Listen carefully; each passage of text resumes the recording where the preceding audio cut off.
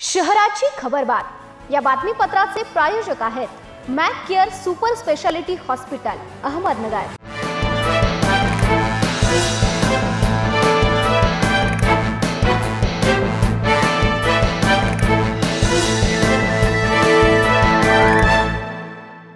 प्रेक्षको नमस्कार, मी दिशा न्यूज 24 सह्याद्रीमध्ये तुमचं स्वागत। पाहूया अहिल्यानगर शहरातील महत्त्वपूर्ण बातम्यांचा आढावा शहराची खबरबातमध्ये। ऑनलाईन शेअर ट्रेडिंग मध्ये जादा परताव्याचे आमिष दाखवून एका शिक्षकाला 1,31,65,000 मोबाईल धारक महिलेने गंडा घातला आहे।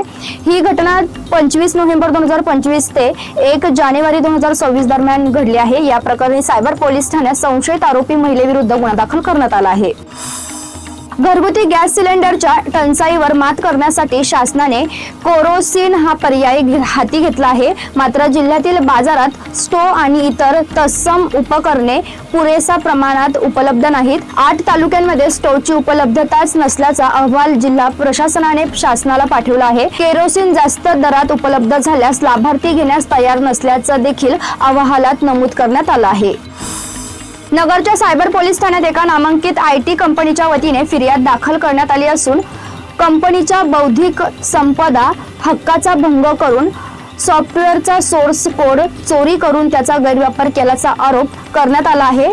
कंपनीचे प्रतिनिधी नितीन गोपालदास भंडारिया यांनी रविवारी फिर्याद दिली आहे। स्पॉटमेंट सिस्टीम्स LLP कंपनीचे मालक मंदार पाथिरकर व शैला केदार जालिंदर गमे चैतन दिलीप जोशी यांच्या विरुद्ध गुन्हा दाखल करण्यात आला आहे।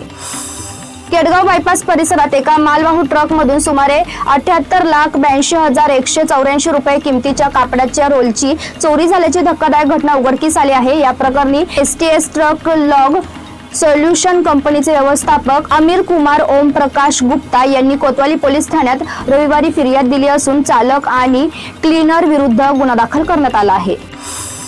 भविष्यात गॅस सिलेंडर टंचाई निर्माण होऊ नये यासाठी शासनाने अंत्योदय व प्राधान्य कुटुंब योजनेतील लाभार्थ्यांना मागणीनुसार 5 लिटर पर्यंत रॉकेल देण्याचा निर्णय घेतला आहे। दरम्यान सोमवारी राज्य पातळीवरून रॉकेलच्या नियोजनासाठी झालेल्या ऑनलाईन बैठकीत जिल्हा पातळीवरून तालुकानिहाय व गावनिहाय रॉकेलची मागणी नोंदवण्याच्या सूचना पुरवठा खात्याला देण्यात आल्या आहेत।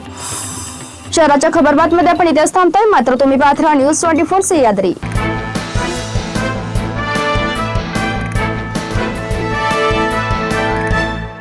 शहराची खबरबात या बातमीपत्राचे प्रायोजक होते Mac care super speciality hospital Ahmednagar.